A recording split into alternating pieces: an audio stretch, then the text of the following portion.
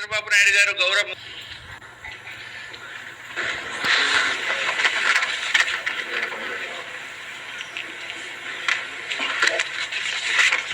అధ్యక్ష ఈ సబ్జెక్ట్ మీద 13 మంది గౌరవ శాసనసభ్యులు మాట్లాడడం జరిగింది. అధ్యక్ష అరమిల్లి రాధాకృష్ణ గారు, బొజ్జల సుధీర్ రెడ్డి గారు, నజీర్ అహ్మద్ గారు, ఈశ్వరరావు గారు, లోకం మాధవి గారు, ఆదిరెడ్డి శ్రీనివాస్ గారు, ఆదినారాయణ రెడ్డి గారు, కుంతల రామకృష్ణ గారు, జీవి ఆంజనేయులు గారు, ప్రేమరెడ్డి ప్రశాంత్ రెడ్డి గారు, రామాంజనేయులు గారు, సోమిరెడ్డి గారు, విష్ణుకుమార్ రాజు గారు మాట్లాడడం జరిగింది. అధ్యక్ష చాలా అద్భుతమైన సూచనలు ఇచ్చారు అధ్యక్ష. అలాగే వెళ్ళే ముందల కొంచెం డీటెయిల్గా దీని గురించి మనందరం మాట్లాడుకోవాల్సిన అవసరం ఉంది. అధ్యక్ష ఒకసారి కానీ 1983కి వెళ్తే అధ్యక్ష, ఆనాడు విశ్వవిఖ్యాత నట సార్వభౌమ స్వర్గశ్రీ నందమూరి తారక రామారావు గారు ముఖ్యమంత్రి అయిన వెంటనే పటేల్ వారి వ్యవస్థ రద్దు చేసి పరిపాలన ప్రజల దగ్గర తీసుకెళ్లారు అధ్యక్ష. దాని తర్వాత చంద్రబాబు నాయుడు గారు పరిపాలనలో మీరు చూస్తే అధ్యక్ష, ఆనాడు సింగపూర్కి వెళ్ళి సేవలు మెరుగైన సేవలు ప్రజలకు ఎట్లా అందిస్తున్నారని చూస్తే సిటిజన్ సర్వీస్ సెంటర్ సింగపూర్లో చూస్తారు అధ్యక్ష. అది మన రాష్ట్రానికి తీసుకురావాలని ఆనాడు ఈ సేవ పేరుతో ఒక సెంటర్ తీసుకొచ్చి ఏదైతే ఎలక్ట్రిసిటీ బిల్స్ పేమెంట్ నుంచి మొదలైందో అది అనేక సర్వీసెస్ ఇస్తూ పోయింది అధ్యక్ష. ఆ ఈ సేవ మళ్ళీ తిరిగి మీ సేవగా మారటం కూడా జరిగింది అధ్యక్ష. ఆ తరుణంలో కూడా చంద్రబాబు నాయుడు గారు ఎప్పుడు ప్రజల వద్దకు పాలన, ప్రజల దగ్గరికి వెళ్ళాలి, ప్రజల సమస్యలు తెలుసుకోండి అని పదే పదే ఆనాడు గౌరవ సభ్యులందరికీ చెప్పినట్లు నేను తెలుసుకున్నాను అధ్యక్ష. మీరు కూడా ఆ హౌస్ లో ఆనాడు ఉండే అధ్యక్ష. అధ్యక్ష చాలా మంది రోజు స్టాన్ఫర్డ్ గురించి చెప్పారు అధ్యక్ష. నేను బలంగా నమ్మేది MBBS ఫర్ ఇండియా, బట్ పాదయాత్ర భారత్ కోసం చాలా చాలా అవసరం అధ్యక్ష. ఎందుకంటే MBA ద్వారా టెక్నాలజీ నేను తెలుసుకున్నా కానీ ప్రజలు ఎదుర్కొన్న సమస్యలు నేను నేరుగా పాదయాత్ర ద్వారా తెలుసుకున్నాను అధ్యక్ష. అధ్యక్ష ఇక్కడ ఉన్న చాలా మంది గౌరవ సభ్యులు నాతో నడిచారు అధ్యక్ష. కొంతమంది నా స్పీడ్ అందుకున్నారు, కొంతమంది నాకన్నా స్పీడ్గా నడిచారు, కొంతమంది నాకన్నా స్లోగా నడిచారు. బట్ అందరిని నడిపించాను అధ్యక్ష. ఆ రోజు నేను ఏ ఊరికి వెళ్ళినా, ఏ గ్రామానికి వెళ్ళినా ప్రజలు కలిసినప్పుడు వాళ్ళు ఒకటే చెప్పారు, ఈ రోజు ప్రభుత్వం నుంచి ఏమైనా సేవలు తీసుకోవాలన్నా మేలు ఆఫీస్ ముందర నుంచోవాలి, చేతులు కట్టుకోవాలి.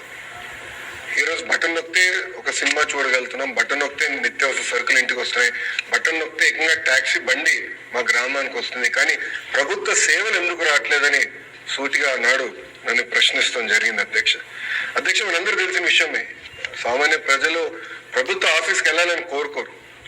అక్కడికి వెళ్తే ఎవరికైనా డబ్బులు ఇవ్వాలనో, లేదంటే గంటల తరబడి నుంచోవాలనో, లేదంటే ఒకరోజు వాళ్ళకి వస్తున్న జీతం పోతుందన్న బాధలో వాళ్ళు వెళ్తున్నారు తప్ప ఏదో వెళ్తే మెరుగైన సేవలు వస్తాయని అనుకోవట్లేదు అధ్యక్ష. అధ్యక్ష ఇంకో పక్కన చూస్తే అధ్యక్ష, మా సొంత నియోజకవర్గం మంగళగిరి అధ్యక్ష, మనకి ఎంపీటీసీ ఎన్నికలు జరిగినాయి. ఎక్కువ శాతం ఎంపీటీసీలు తెలుగుదేశం, జనసేన పార్టీ కలిసి ఆనాడు కైవసం చేసుకున్నాం అధ్యక్ష. ఆనాడు ఎంపీపీగా బీసీ మహిళా రిజర్వేషన్ వస్తే కావాలని మా చెల్లమ్మకి ఆనాడు సర్టిఫికేట్ ఇవ్వలేదు అధ్యక్ష. ఆనాటి శాసనసభ్యుడు ఉన్న వ్యక్తి కావాలని సర్టిఫికేట్ ఇవ్వలేదు అధ్యక్ష. ఆ రోజు నేను అనుకున్నా మార్పు తీసుకురావాలి వ్యవస్థకి. అంటే ఒక సర్టిఫికేట్ కోసం ఎలా హింసిస్తున్నారు, ఎలా వేధిస్తున్నారు నేరుగా నేను ఆనాడు తెలుసుకున్నాను అధ్యక్ష. అక్కడి నుంచి మొదలైంది ఈ ఆలోచన అధ్యక్ష. అధ్యక్ష మీరు కూడా మొన్న చెప్పారు, మంచి విద్య అందించాలి, డబ్బులు ధనవంతులకి, పేద కుటుంబాల పిల్లలకి నాణ్యమైన విద్య అంటే ఈక్వల్గా ఉండాలి విద్య అని మీరు చెప్పారు. అది ప్రభుత్వం అందిస్తున్న సేవ అంటే సర్వీసెస్ లో కూడా అదే విధానం కొనసాగించాలి, నడిపించాల్సిన అవసరం ప్రభుత్వం పైన చాలా చాలా ఉంది అధ్యక్ష. అధ్యక్ష నేను మంచి పరిపాలన అంటే ఏంటనే దానిపైన చాలా ఆలోచించాను అధ్యక్ష. అప్పుడు నాకు అర్థమైంది ఏంటంటే విజిబుల్ గవర్నెన్స్, ఇన్విజిబుల్ గవర్నమెంట్.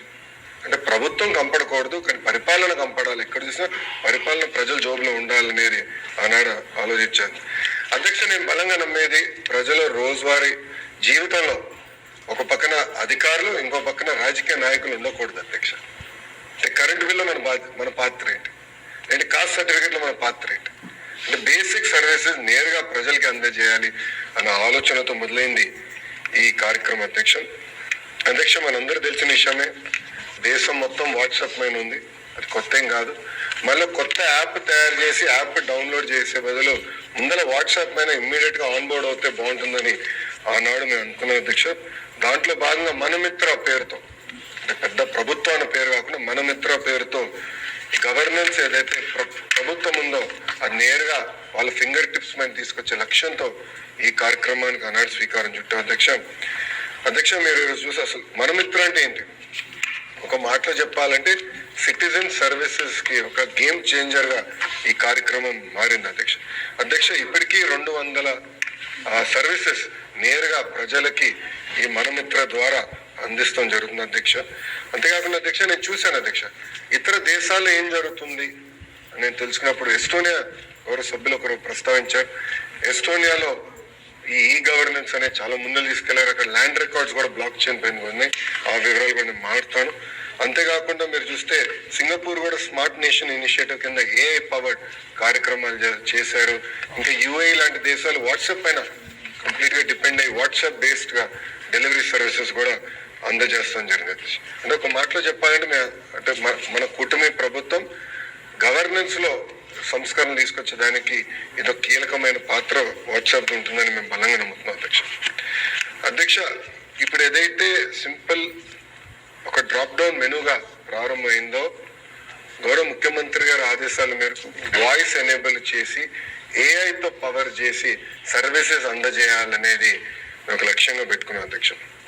అధ్యక్ష, మీరు చూస్తే మనమిత్ర అంటే గౌరవ ముఖ్యమంత్రి గారి స్పీడ్ ఇంకా మేము అందుకోలేకపోతున్నాం. బట్ గౌరవ సభ్యులు అప్రిషియేట్ చేస్తారు మేము చేసిన కార్యక్రమాలు.